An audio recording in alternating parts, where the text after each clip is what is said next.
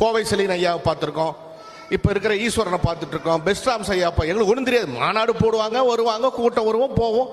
அந்த காலத்தில் அரசியல்வாதிகள்லாம் நம்மளை பிசி பண்ணணும், அப்போ தான் நம்மளுடைய சமுதாயத்தில் வேலைக்கு போவாங்க, நமக்குலாம் உதவி கிடைக்கும். அந்த மாதிரி அன்னைக்கு ஒரு சூழ்நிலைகள்லாம் வந்தது. இப்போ இவங்க பண்ணுறது கொங்கு குலசபைன்னு ஒரு புதுமையாக நம்ம குரூப்பில் இருக்கிற கோயிலில் சார்ந்தவங்க, குளங்களை சார்ந்தவங்கலாம் கூப்பிட்டுருக்காங்க. ஃபஸ்ட்டு அதில் சொன்னது நம்மளுடைய வளர்ச்சி பணி. திருமணம் ஆகாத குழந்தைங்க நிறைய இருக்கு.